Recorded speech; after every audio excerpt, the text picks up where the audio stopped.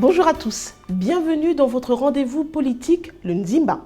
Dans les langues du sud du Gabon, le Ndimba signifie le lieu secret où se retirent les initiés pour délibérer. Dans ce numéro, nous allons aborder une thématique qui ne laisse personne indifférent. Il s'agit de l'éducation des enfants, l'enseignement général, l'enseignement technique. Pour en parler, nous avons invité le ministre de l'Éducation nationale et de l'enseignement technique, M. Florentin Moussavou. Bonjour. Bonjour. Enseignant à l'université Omar Bongo, vous faisiez déjà clairement savoir vos idéaux. Près de 30 ans de carrière politique, vous n'êtes jamais loin du pouvoir, M. Moussavou. Tantôt dans l'ombre, tantôt sur le terrain. Florentin Moussavou, est-ce votre imposante stature qui joue en votre faveur dans les différentes entrées au gouvernement? D'abord, je tiens à vous remercier de me recevoir sur ce plateau et de me donner l'occasion de parler de ce sujet qui, comme vous l'avez dit, interpelle, intéresse, concerne l'ensemble des Gabonais. Je me sens citoyen de ce pays. Je me sens gabonais, je me sens parent d'élèves, je me sens aussi comme enseignant tout à fait autorisé à parler de cette problématique, tant il est vrai que, comme je l'ai dit assez souvent, l'éducation nationale, l'école, c'est notre lieu de retrouvailles, notre lieu de rencontre. C'est ce lieu sans lequel la société ne saurait se construire. C'est ce lieu sans lequel les destinées ne saurait se réaliser. Et donc, vous avez dit... Pardon? Ce lieu de vie. C'est un lieu de vie, absolument. C'est un lieu de rencontre. Parce que lorsqu'on se rencontre, c'est qu'on est vraiment debout, qu'on est en vie et qu'on a envie. Alors, donc, c'est un lieu de vie. Et dans ma carrière en tant qu'enseignant, dans ma carrière en tant qu'homme politique, acteur politique, je passe mon temps à essayer de construire le destin, à aider à voir se forger des destins et donc à penser l'avenir. L'école, c'est la vie. L'école de la République, c'est l'école, c'est le lieu grâce auquel nous avons pu nous construire. Sans cette école, nous ne serions pas là. Si je suis là sur ce plateau aujourd'hui, c'est parce que j'ai eu ma chance. L'État, la République m'a donné ma chance et je suis là devant vous. Et j'aimerais que cette chance se répercute sur l'ensemble des générations. Je vous propose de découvrir, en même temps que les téléspectateurs, ce portrait de vous. Florentin Moussavou, actuellement ministre de l'Éducation nationale, est un pur produit de l'école de la République. C'est à Port-Gentil, capitale économique du Gabon, qu'il voit le jour un certain 7 septembre 1955. Dès qu'il est en âge, ses parents l'inscrivent à l'école publique Saint-Louis de Port-Gentil. Puis vient le temps du collège moderne d'Akébé, l'actuel lycée d'État de Libreville, dont il sortira un bac littéraire en poche en 1976. Rompu à l'école de la République, le jeune Florentin choisit de poursuivre ses études à l'université Omar Bongo de Libreville pour y étudier les lettres. Il y décroche une licence, diplôme qui le conduit à Toulouse en 1979 pour préparer sa maîtrise. De retour au pays, Florentin Moussavou est décidé à rendre à l'école publique ce qu'elle lui a donné. En février 1982, il intègre le corps enseignant à l'université Omar Bongo, puis il participe à la formation des jeunes du Centre universitaire des sciences politiques et du développement, en tant qu'enseignant bien sûr, mais aussi en tant que dirigeant. Cofondateur du Syndicat national des enseignants et chercheurs, sa carrière prend un tournant en 1987, date à laquelle il commence à enchaîner les fonctions dans la plus haute administration. Conseiller à la présidence de la République, directeur de cabinet du vice-président de la République, ministre délégué à la santé publique, puis aux travaux publics, haut-commissaire au tourisme, au pétrole, puis conseiller spécial en charge des infrastructures numériques à la présidence de la République, avant de revenir au gouvernement en qualité de ministre de l'Éducation nationale et de l'enseignement technique. Pour rester dans le monde de la politique, Florentin Moussavou est président de l'Alliance démocratique et républicaine, un parti de la majorité républicaine pour l'émergence qui soutient le chef de l'État. Côté jardin, c'est un passionné de lecture qui saisit la moindre heure de repos pour dévorer les plus beaux ouvrages de sa bibliothèque. Monsieur le ministre, dans ce reportage, on découvre votre passion de la littérature. Quel est votre livre de chevet actuellement? Je lis actuellement un ouvrage fort intéressant de Georges Bordenave sur Mazarin. Mazarin, c'est un personnage de l'histoire de France, fascinant. C'est un personnage qui a joué un rôle très important en tant que régent entre Louis XIII et Louis XIV. En fait, il était le parrain de Louis XIV et il a été tout au long de l'histoire de Louis XIV jusqu'à son décès, un peu comme son second père. Son second père, et voilà. Et c'est un... Donc il a accompagné le roi Soleil. Le roi Soleil, voilà, dont le règne, vous savez, fut le plus long de l'histoire des monarchies européennes. Voilà. Effectivement. Monsieur le ministre, également un autre pan de votre parcours personnel, le syndicalisme. Vous êtes engagé déjà à l'université Omar Bongo dans un syndicat, donc je vous le rappelle, c'est le syndicat national des enseignants et chercheurs, le SNEC. Pouvez-vous nous rappeler cet épisode? Oui, c'était une période de fourmillement. Moi-même, il faut dire que j'étais déjà très engagé en politique. J'ai participé très activement aux grandes mutations qui se sont opérées à la fin des années 80, donc 88-89, j'étais déjà très engagé. Et puis le fourmillement syndical tiré de la conférence nationale nous a permis à l'université de prendre conscience de l'utilité qu'il y avait à se mobiliser et à défendre nos intérêts. On sait également que vous étiez, en tout cas, l'animateur des générations PDG dans le cadre donc, du CUSPOD. Je le rappelle, le CUSPOD, c'était le Centre universitaire des sciences politiques et du développement. De là, vous tombez directement, ou en tout cas, vous vous engagez dans l'opposition radicale avec l'ADER. Oui. Comment vous expliquez ça, ce changement? Il faut peut-être reconstruire l'histoire. Si vous voulez, mon histoire avec le CUSPOD, elle se décrit de la manière suivante. Je suis rentré après mes études à Toulouse en France et j'étais recruté comme enseignant à l'université. Et puis c'était la période, vous savez, parti unique. Oui, parti unique, c'était la fin des années 81 avec l'histoire du Morena. Ça a été assez chahuté à l'université. Le recteur Bifort m'a pris, m'a recruté, et puis il y a eu un petit flottement. Oui. Et le ministre de l'enseignement supérieur de l'époque, M. Jean-Pierre Okias, m'a reçu et m'a proposé de me faire recruter en passant par cette école qui venait de basculer dans le corpus de l'enseignement supérieur. C'est comme cela que mon frère, mon aîné, Solé Bitegué et moi, nous nous sommes retrouvés animés. Au CUSPOD. Et voilà, j'ai été nommé directeur des études là-bas, puis directeur général adjoint, et M. Solé a été nommé secrétaire général de cet établissement. Voilà. Donc c'est un parcours tout à fait logique pour vous. Absolument logique. Maintenant, quant au basculement dans l'opposition, cela appartient à une autre histoire. J'étais assez engagé, j'ai toujours été engagé. Ceux qui me connaissent depuis toujours ont pu suivre mes idées. Et donc, lorsque je me suis déterminé à m'engager de manière effective en politique, ce n'est pas l'ADER. J'ai commencé dans l'UPG avec Pierre Mamboundou.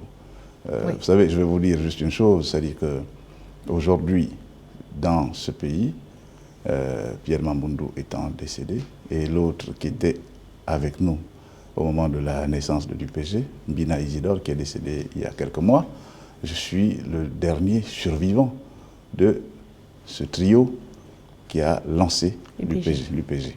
Voilà. Maintenant, je suis à distance ce qui se passe au niveau de ce parti, qui est assez désolant du fait de ces bagarres fratricides. Mais je me suis détaché de l'UPG parce que justement ces bagarres avaient commencé dès les années 1991. C'est en cela que je me suis déterminé à lancer la création de l'ADER. Voilà, donc je suis un fondateur de l'ADER. Voilà. Et justement, vous me tendez la perche, monsieur le ministre, toujours concernant votre parti. Qu'est-ce qui explique qu'il y a une scission actuellement au niveau de l'ADER? Mais vous savez, ce sont des mots déjà, juridiquement aujourd'hui, on ne reconnaît plus les scissions. Il n'y a pas de scission, il y a l'ADER. Et je suis le président de l'Alliance démocratique et républicaine. Maintenant, il y a de l'agitation, comme cela peut se vivre au sein de plusieurs autres partis politiques. Je crois que notre démocratie naissante fait aussi la place à cet activisme qui s'exprime de tous les côtés, parfois avec violence, parfois avec des abords un peu singuliers.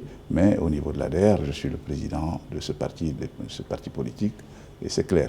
Monsieur le ministre, on va revenir à vos fonctions présentes, en tout cas en tant qu'invité sur notre plateau. Donc, en tant que ministre de l'Éducation nationale et de la formation, c'est également donc votre priorité, la priorité du gouvernement. Et un système éducatif, apporter donc un système éducatif d'une grande qualité sur le plan structurel, infrastructurel qu'humain. Alors, je vous propose tout de suite donc le constat sur le fonctionnement de votre département avec le reportage de l'équipe d'Nzimba. Le ministère de l'Éducation nationale et de l'enseignement technique est engagé dans une politique de réforme et de restructuration de ses services depuis plusieurs années, dans un seul et même but, rendre le système éducatif plus performant.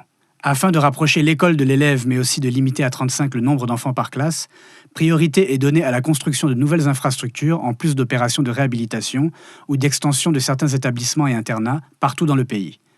Dans certains centres-villes délaissés par les populations, certaines écoles ont même été transformées en collèges et lycées afin de permettre aux élèves de poursuivre au secondaire dans leur localité. Seconde priorité, former plus d'enseignants et régulariser les situations administratives des agents en voie de recrutement ou déjà en service. Dans le secondaire, le ministère estime manquer de 1600 professeurs, bien qu'il soit l'un des principaux employeurs de l'administration publique, avec 24 000 agents. À noter que ces deux principales mesures s'inscrivent dans une logique de bonne gestion des budgets alloués par l'administration, mais aussi d'une meilleure gouvernance des établissements scolaires, désormais contraints de tenir leur conseil d'administration. Les objectifs fixés sont clairs, assainir la relation entre l'établissement, l'élève et ses parents, mais aussi adopter une gestion pragmatique et transparente des établissements secondaires et techniques, dont l'encadrement pédagogique est aujourd'hui piloté, autre nouveauté, par les directions d'académies provinciales et les directions des zones académiques. Le gouvernement, qui reconnaît que beaucoup reste à faire dans différents départements, notamment celui de l'éducation, poursuit donc ses efforts, tout en tenant compte des contraintes budgétaires du moment. Pour cette deuxième partie du Nzimba, Jonas Osombe nous a retrouvés. Bonjour Jonas. Bonjour Patricia. Monsieur le ministre, on vient de voir ce constat et nous avons tout de suite envie de vous poser cette question.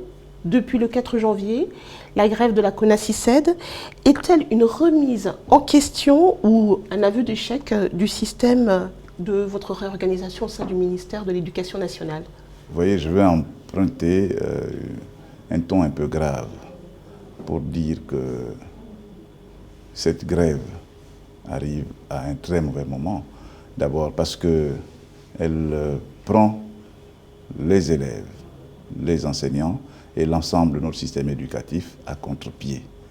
Au moment de la reprise des cours, nous étions en train d'envisager, dès le mois de janvier, et je l'avais déjà annoncé à plusieurs reprises, d'introduire depuis le primaire jusqu'à la fin du secondaire des enseignements en anglais, initiation à l'anglais depuis l'école primaire, afin de permettre à nos enfants, aux petits Gabonais, d'accéder à cette langue qui est désormais incontournable dans le monde des affaires, le monde réel. Nous avions également envisagé d'introduire des enseignements d'informatique depuis le primaire, à titre expérimental, dans un certain nombre d'établissements, de telle manière que chaque enfant gabonais, lorsqu'il quitte le primaire, sache mettre un ordinateur en route, qu'il possède ces outils. Monsieur le ministre, qu'est-ce qui explique que la récurrence des grèves relatives aux primes de vacation? Les primes dites de vacation sont payées aux enseignants, aux seuls enseignants qui participent à la préparation et à la correction des examens nationaux, depuis le CEP jusqu'au baccalauréat. en passant par les entrées dans les écoles normales d'instituteurs. Donc tous les examens et concours sont soumis à cette discipline du versement des vacations. Qu'en est-il des rappels, par exemple? Si pour les vacations, la solution est trouvée, qu'en est-il? Mais vous avez posé une question sur les vacations, parce que c'est cela qui cristallise, n'est-ce pas, les mécontentements. C'est de cela qu'on parle, c'est de cela dont on parle le plus dans les quartiers. S'agissant donc des vacations, les engagements nécessaires ont été faits. Mais il faut bien retenir ceci, c'est que la première tranche des vacations a été payée courant octobre. Là, nous sommes en train de parler de la deuxième tranche des vacations, parce que c'est quand même un volume d'argent énorme. Je vais vous préciser que ce qui est versé aux enseignants au titre des vacations pour l'année 2015 équivaut à 10 milliards de francs. Voyez-vous? Donc il y a 4 milliards consacrés à la préparation des examens proprement dit. Vous vous rendez bien compte que chaque fois qu'on va aux examens, il faut faire se mouvoir dans le pays à peu près 3000 enseignants, examinateurs et également membres des secrétariats du baccalauréat, du BPC, du CEP. À titre d'exemple, je vous dis que le CEP à lui tout seul coûte 2 milliards de francs pour son organisation. Voyez-vous. Donc c'est énormément d'argent et cet argent n'est pas toujours disponible dans le budget du ministère de l'Éducation nationale. Il faut donc chaque fois renégocier. Maintenant, la précision que je voudrais apporter, c'est que s'agissant de l'année 2015 précisément, vous vous souvenez certainement que cette année a été ponctuée par de nombreuses grèves. Vous nous garantissez qu'en 2016, il n'y aura plus de grève relative aux vacations. Si vous voulez que je précise, je termine mon exposé. Et donc, la mise en route du processus des examens, vous le savez, pour 2015, ne s'est faite qu'après l'apaisement qui est intervenu pratiquement au milieu du mois de mai ou à la fin du mois de mai.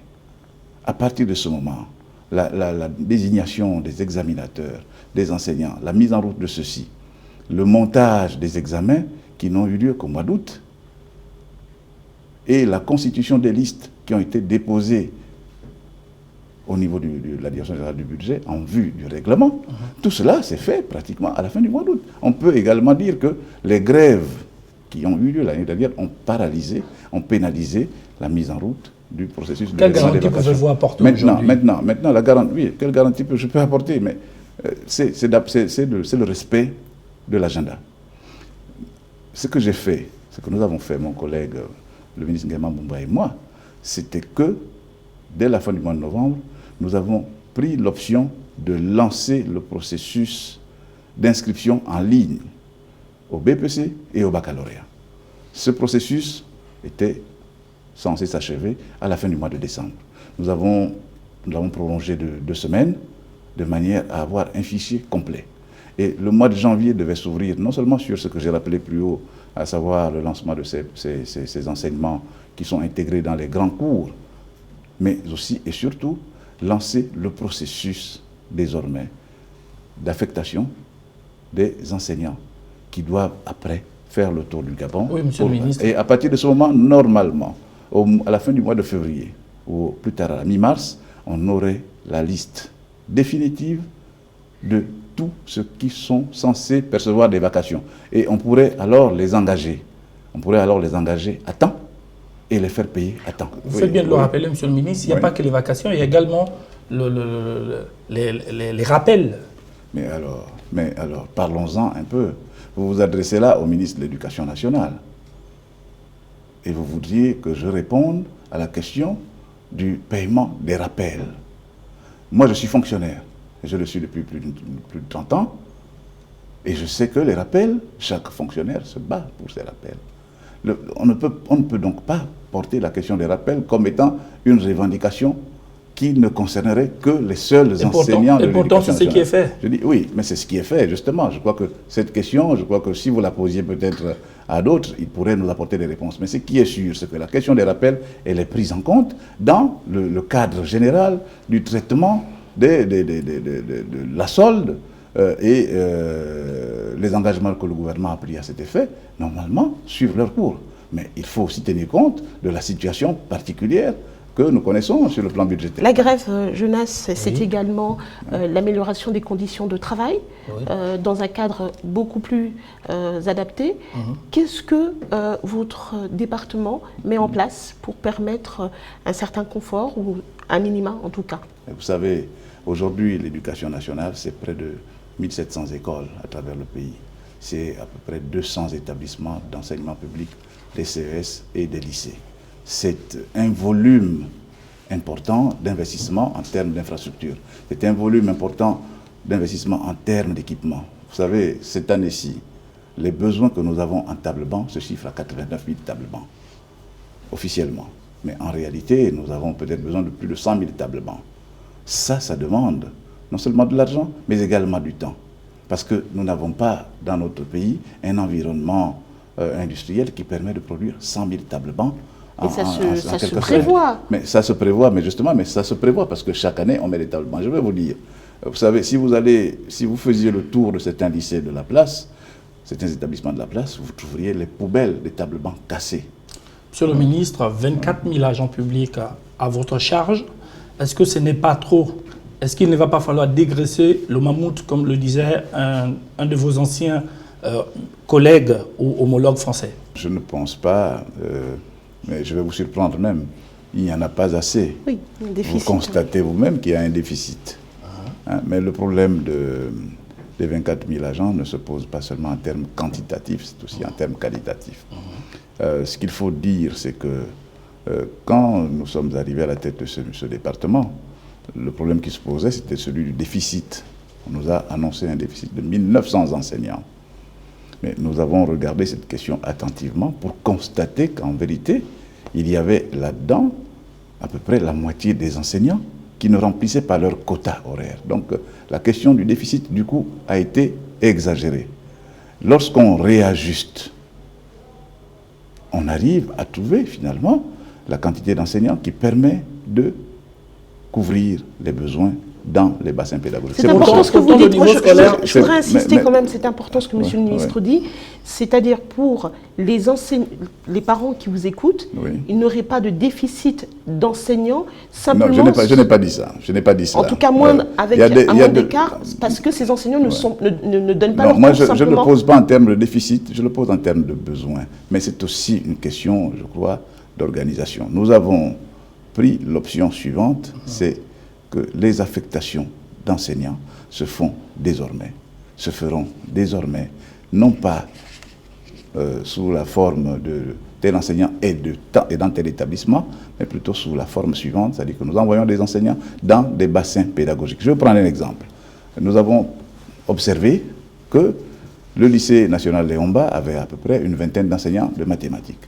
Le lycée Indjengonjou, qui est à 500 mètres de là, en a à peu près 11 ou 12. Et il se trouve que au lycée Indjengonjou, on va vous dire, il manque un professeur de mathématiques.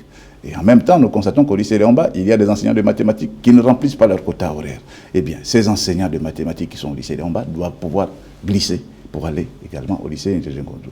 À Ovendo, c'est la même chose. Et nous allons le faire, nous sommes en train de le faire dans l'ensemble du pays. En dehors des sites isolés, je dis par exemple à Malinga, il faut qu'ils aient leur professeur de mathématiques sur place, in situ. Parce qu'il ne pourra jamais aller en Bigou, ni celui de Mbigou ne pourra jamais aller à Lebamba. Monsieur le ministre, le niveau scolaire qui baisse.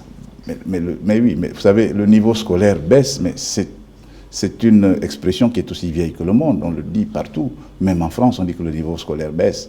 Mais les moyens d'appréciation sont variables selon les circonstances, selon les lieux.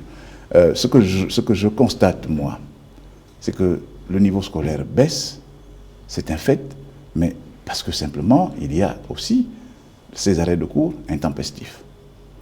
Parce que surtout dans l'enseignement public, je parle d'enseignement public, parce que pendant que l'enseignement public est à l'arrêt, mais dans l'enseignement privé, les cours se poursuivent. Vous avez certainement noté que depuis le 4 janvier, dans l'enseignement privé, les cours se poursuivent. Il faut, pour apprécier cette situation, considérer tous les paramètres. Nous avons donc un souci important et un devoir, c'est un devoir qui nous concerne tous, qui nous interpelle tous, de faire que les arrêts de cours intempestifs s'arrêtent. Parce que nous pouvons parfaitement concevoir que le fait que les vacations, que tel groupe d'enseignants n'ait pas perçu des vacations, n'ait pas perçu de rappel, peut justifier un malaise, un mal-être, hein, mais que cela se manifeste toujours à travers un arrêt de cours. Vous savez, là, nous avons pratiquement 10 jours pendant lesquels, dans certains établissements, les cours se poursuivent. Dans d'autres établissements, la moitié des cours, ou pratiquement les 3/4 des cours, ne sont plus assurés.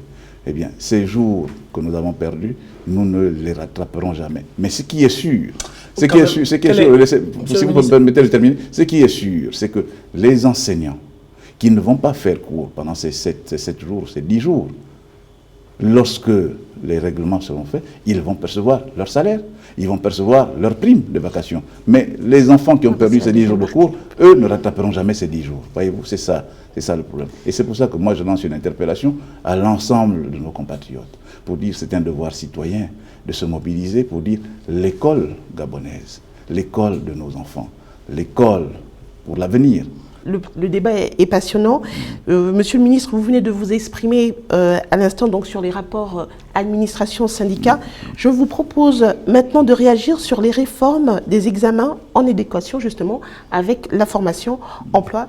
Je vous propose donc ce reportage de la rédaction du Nzimba. Mettre en adéquation la formation et l'emploi, le lancement de formation par l'apprentissage dans le cadre d'un partenariat entre le Gabon et la Suisse est une des mesures phares que le ministère a mis en place, suivant les recommandations des derniers États généraux de l'éducation nationale qui ont eu lieu en 2010.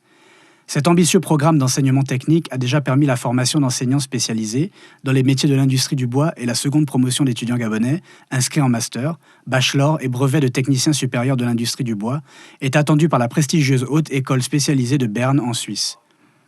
Ce modèle de formation suisse permet également à une 50aine d'entreprises d'accueillir aujourd'hui 100 autres jeunes élèves des lycées techniques formés dans la filière de maintenance des équipements industriels à Port-Gentil, Libreville et Mwanda et destinés à passer un baccalauréat professionnel.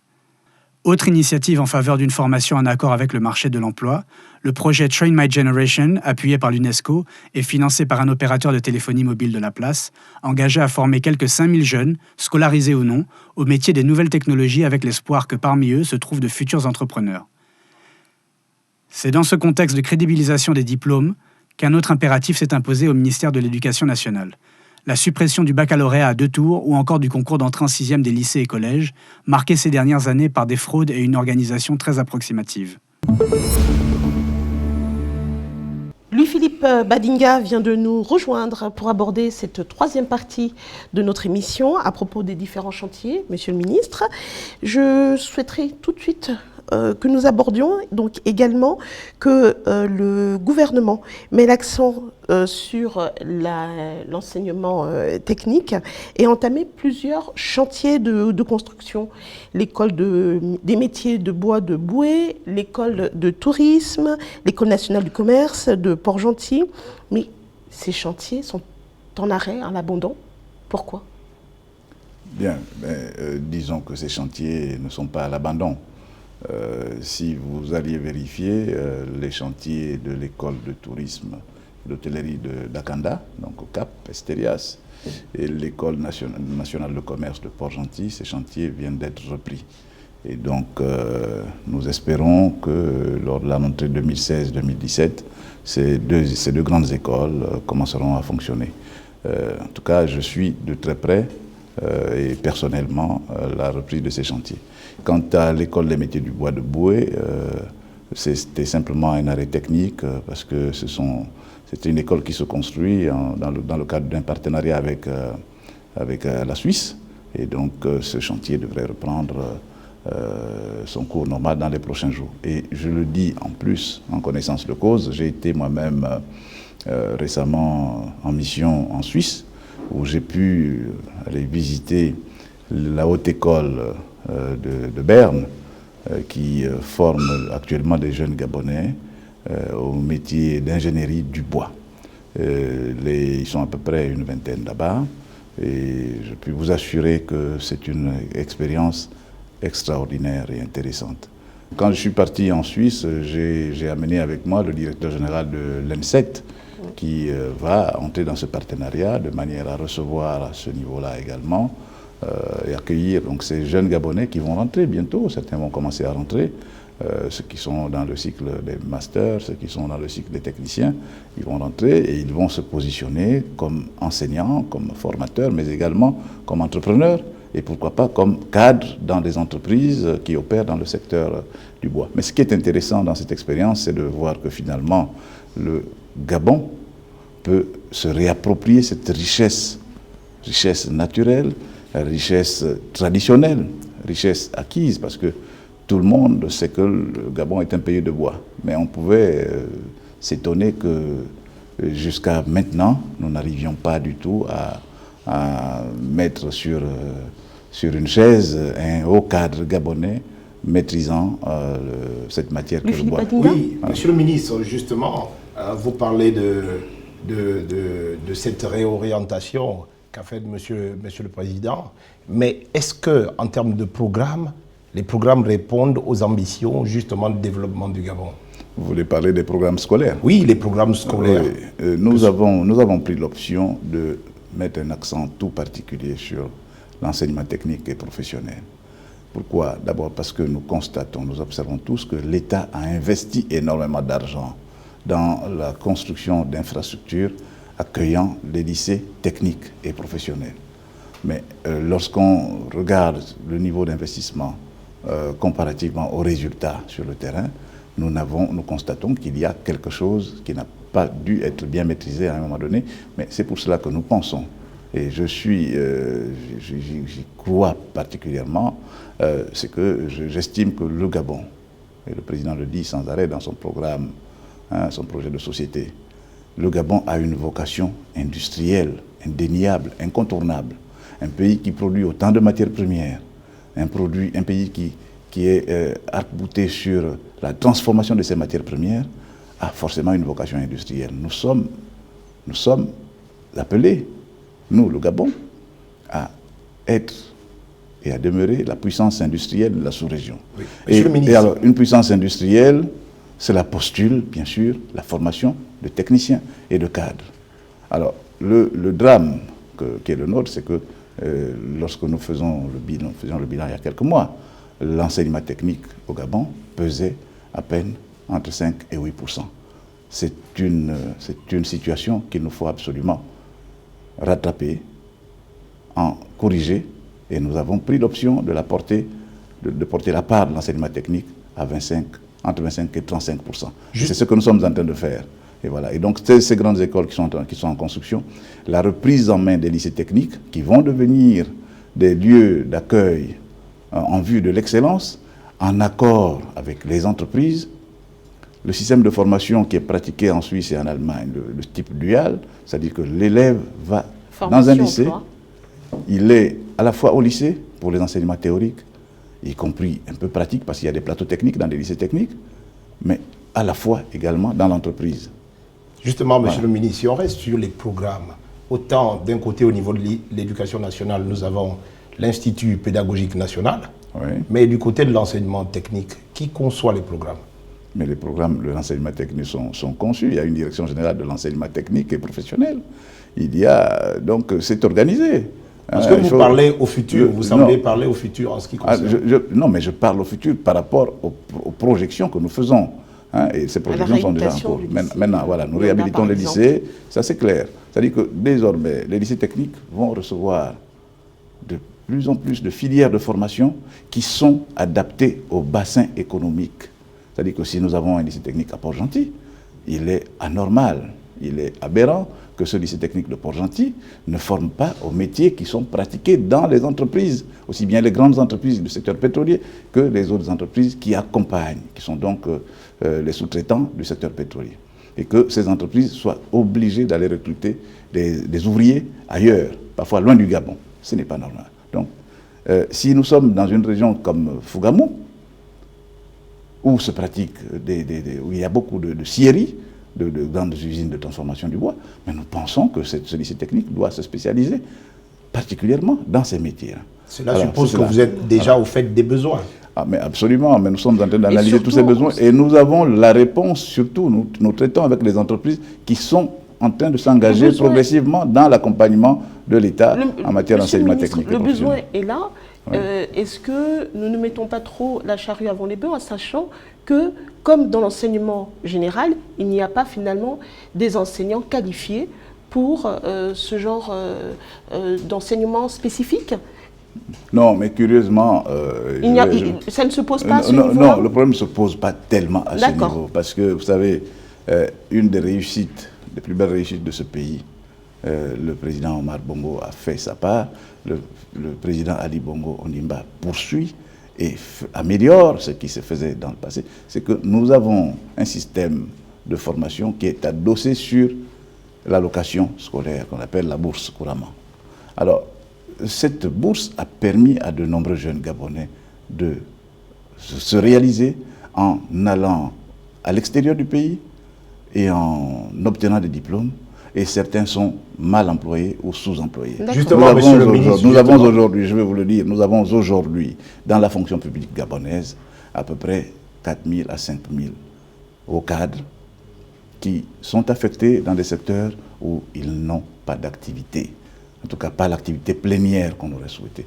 Ces cadres, ces hauts cadres, nous sommes en train de travailler dessus avec mon collègue ministre de la fonction publique, Jean-Marie Ogandaga, et avec le ministre du budget, Christian Magnania. Nous sommes en train d'y travailler pour obtenir que certains de ces agents, qui sont hautement qualifiés, soient redéployés dans le système éducatif. Qu'ils assurent leur engagement décennal, en fait.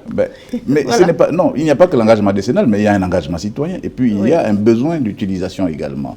Ils sont ingénieurs, ils sont techniciens, ils sont diplômés, ils ont des doctorats, mais ils voudraient être utiles à leur pays, ils voudraient être productifs. Oui. Donc, nous allons les utiliser. Autant on peut parler d'eux, autant on peut parler également des élèves qui sont formés. Pourtant, l'exemple même du Gabon, qui a depuis longtemps eu des lycées techniques, montre qu'un certain nombre de métiers continuent à être exercés par des étrangers. Est-ce qu'il y a des débouchés?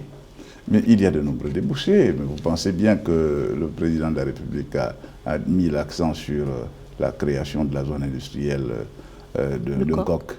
Mais vous pensez bien, toutes les usines qui sont en train de s'installer dans cette zone industrielle ont besoin de main-d'œuvre, des ouvriers, en fait de la main-d'œuvre qualifiée, jusqu'au cadre. Mais il faut les former. Il faut les former. Il y a par exemple actuellement 2 usines qui produisent des fers à béton, enfin donc ils font dans la métallurgie. Mais nous n'avons pas un seul lieu où l'on forme des métallurgistes au Gabon. Nous avons pris l'option au lycée technique de Bikele et celui de Dovendo de lancer ces filières de formation dès l'année prochaine, dès la rentrée prochaine. Et voilà. Et nous allons offrir la possibilité à des jeunes Gabonais de passer des bacs pro dans ces métiers-là. Hein, Monsieur le ministre, dès que vous avez dit cela, oui, on a à l'idée un chronogramme. Est-ce que vous pouvez nous dire, par exemple, quand est-ce que l'école du bois va ouvrir, quand est-ce que l'école du tourisme va ouvrir? Ces 3 grandes écoles, l'école des métiers du bois devrait pouvoir ouvrir. L'école des métiers du bois, si vous voulez que je vous dise, j'aimerais d'ailleurs vous inviter à faire le tour. Là, vous allez voir, hein, voilà, in situ, l'école des métiers du bois. Les travaux de cette école sont même plus avancés que ceux de l'école de tourisme d'Akanda. Et donc, logiquement, si les travaux devraient pouvoir aller à leur terme d'ici à la fin de l'année scolaire. Et nous envisageons, nous projetons d'ouvrir cette école dès la prochaine rentrée. C'est un vœu du président, c'est un projet du président de la République. Nous pensons, nous estimons que ce projet doit voir le jour rapidement. Et il faut qu'il coïncide avec la mise en œuvre de ce processus de formation des jeunes Gabonais qui sont actuellement en Suisse. Donc, c'est un projet qui est en totale réussite. Et ces jeunes Gabonais qui sont en formation là-bas devraient s'approprier après le fonctionnement de cette école des métiers du bois de Boué. Oui, monsieur le ministre, en revenant au Gabon, la formation, c'est aussi des équipements. La formation doit aussi s'inscrire dans l'air du temps. Vous avez tout à l'heure parlé d'Internet, vous avez parlé de l'anglais. Qu'en est-il à ce niveau? En ce qui concerne l'informatique, le président de la République a offert les ordinateurs. Et là, j'ai signé ce matin des documents qui permettent de compléter, hein, parce qu'aujourd'hui nous avons 5400 ordinateurs, nous allons les compléter pour atteindre le chiffre de 10 000 qui avait été donc voulu par le chef de l'État. Et ça donnerait quelle ratio? Ça permettrait déjà de mettre suffisamment de machines dans chaque école du Gabon et permettre à chaque Gabonais de savoir mettre un ordinateur en route. Et l'objectif ici, c'est que progressivement, ce processus permette aux jeunes Gabonais, à une majorité de jeunes Gabonais, de savoir utiliser un ordinateur.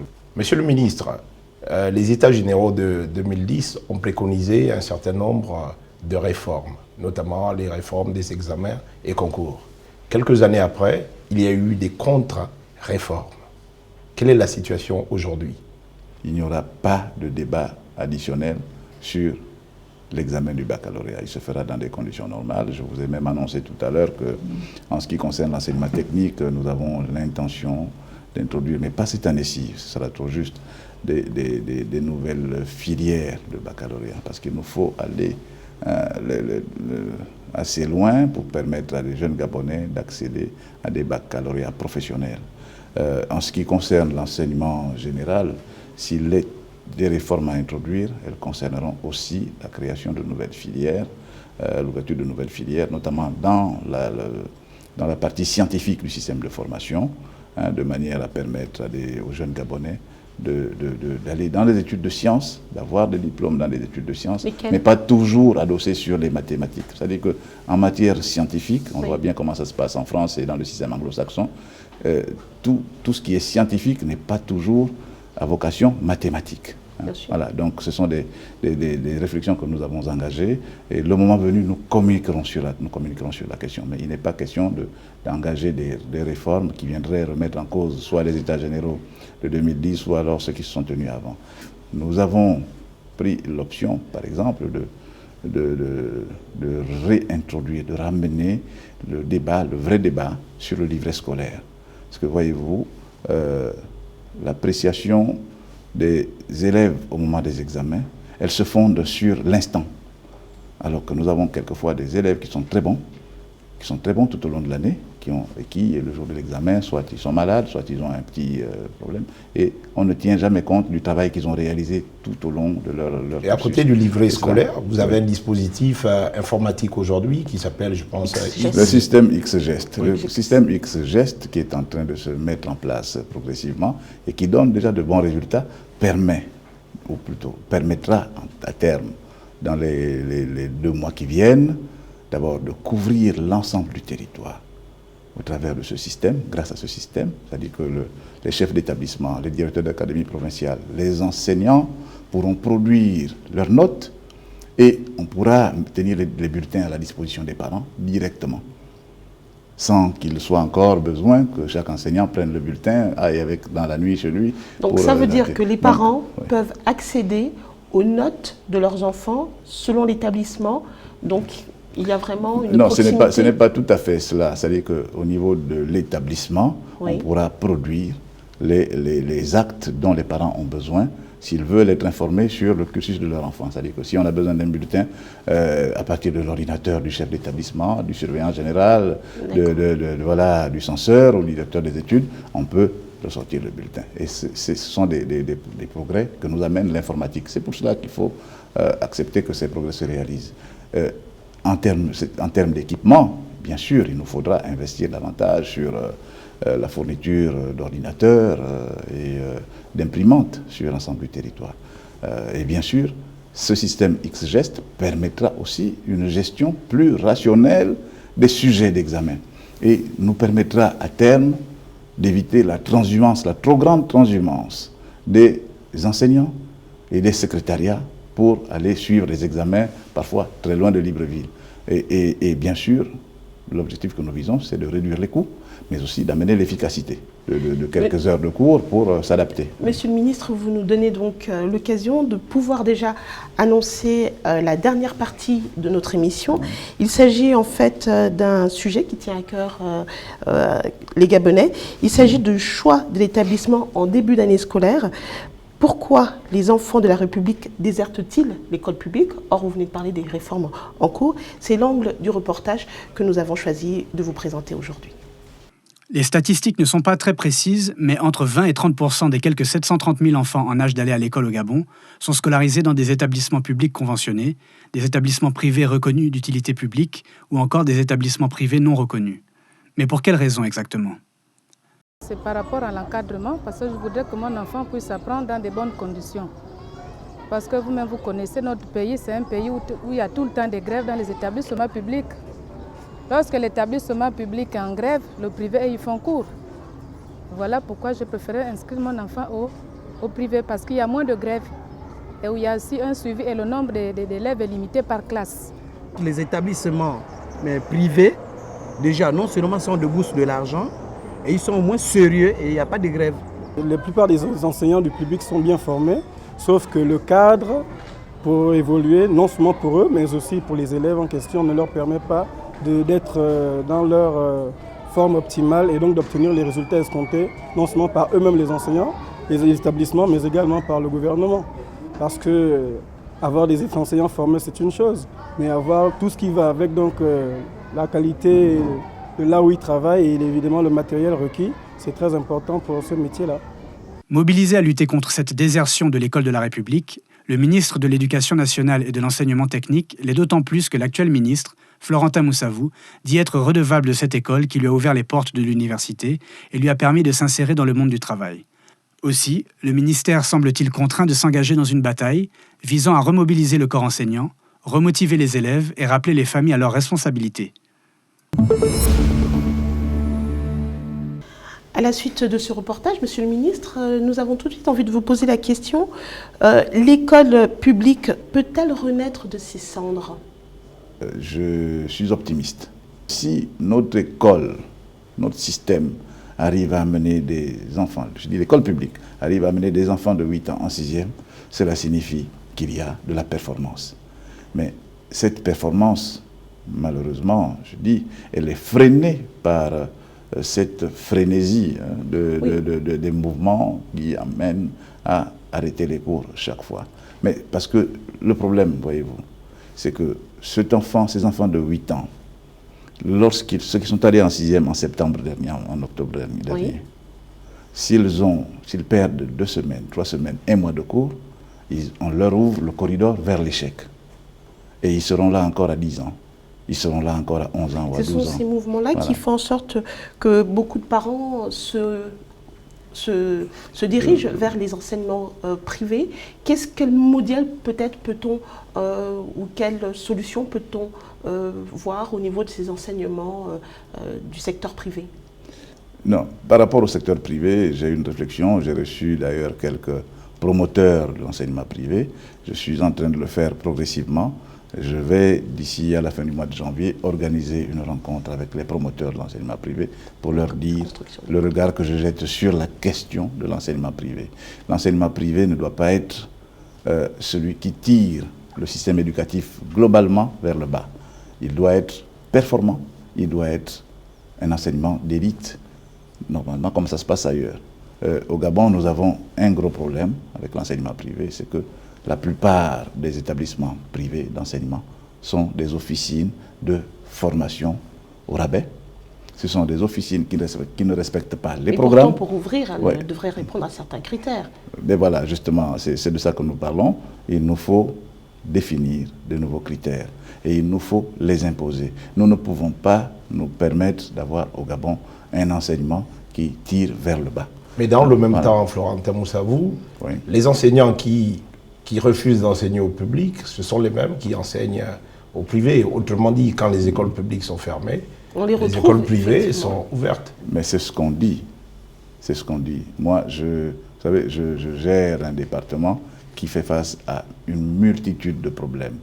Je n'ai pas vraiment la vocation ni le temps d'aller voir qui a déserté des cours dans l'enseignement public pour aller dans le privé. Mais ça se dit. Et je suis sûr qu'il y a un fond de vérité là-dedans. Eh bien, nous allons mettre de l'ordre dans cette manière de faire fonctionner les choses. Il se dit beaucoup de choses, mais je dis l'enseignement privé recevra, en tout cas, le traitement qui lui convient. Nous allons faire en sorte que les promoteurs, les bons promoteurs, ceux qui ont fait le choix de produire une école de qualité dans le secteur privé, que cela soit soutenu par l'État. Ceux qui, en revanche, font le choix de venir dans le secteur privé pour uniquement réaliser des opérations commerciales, cela, nous leur réserverons le traitement qui est prévu par la loi. Cet enseignement privé vient également combler le déficit de construction d'écoles. Non, c'est-à-dire qu'il faut bien se rendre compte d'une chose, c'est que globalement, nous-mêmes aussi, les citoyens gabonais, nous encourageons la médiocrité. Parce que certains établissements qui portent pompeusement le nom de complexe scolaire de ceci, on part de la maternelle jusqu'en terminale, dans un bâtiment qui compte... aux normes de sécurité. Voilà, dans un bâtiment qui compte 3 chambres, on peut se demander comment une telle chose est possible. Est-ce que l'égalité des chances est-elle possible encore au niveau de l'école publique? Mais moi, je vous ai dit tout à l'heure que je suis quelqu'un d'optimiste. Et je dirais même résolument, fondamentalement optimiste. Je crois en l'école publique. Je crois en l'école de la République. Je crois dans les citoyens gabonais. Et je suis sûr qu'il y aura un sursaut. Alors, l'égalité des chances, certes, vous avez raison, elle n'est plus garantie dès lors que, au moment où nous parlons, les écoles privées sont ouvertes, elles fonctionnent, oui, et que les écoles publiques, dans lesquelles l'État met énormément de moyens, ces écoles publiques sont fermées. Vous savez que chaque année, l'État gabonais verse aux enseignants de l'enseignement public et de l'enseignement privé confessionnel 110 milliards de francs CFA en revenus, en salaire. Voyez-vous, c'est donc beaucoup d'argent, beaucoup d'investissement de l'État. Et ça ne doit pas se faire en pure perte. Il faut un sursaut. Mais ce sursaut, ce n'est pas seulement le ministre de l'Éducation nationale, ce n'est pas seulement les enseignants, ce n'est pas seulement les encadreurs pédagogiques, c'est aussi l'ensemble des citoyens. L'école publique vivra. Nous sommes arrivés au terme de cette émission. Monsieur le ministre, merci d'avoir accepté notre invitation. Merci. C'est moi qui vous remercie. Et je me sens parfaitement à l'aise au moment de la conclusion de cette émission pour vous dire qu'il faut rester optimiste et que, comme je le disais tout à l'heure, il y a des signaux importants d'espérance. Je parlais de ces enfants qui vont en 6e à 8 ans. Normalement, un enfant qui va en 6e à 8 ans est bachelier à 14 ans. Et nous avons besoin, là aussi, ne fût-ce que pour le référentiel, d'avoir au Gabon de plus en plus de jeunes bacheliers à 14 ans qui pourraient après se voir ouvrir les chemins des grandes écoles et venir après servir ce pays avec efficacité. Cette école doit être maintenue debout, en vie, et il faut suivre en cela le projet que le président de la République, son Excellence Ali Bongo Ondimba, met à notre disposition pour faire de l'école de la République le lieu de rencontre, le lieu d'espérance. Je vous remercie. Merci Florentin Moussavou, ministre de l'Éducation nationale et de l'enseignement technique. Pour animer ce numéro du Nzimba, j'étais accompagné de Jonas Oussombe et de Louis-Philippe Badinga. Nous vous remercions pour votre attention et à très bientôt.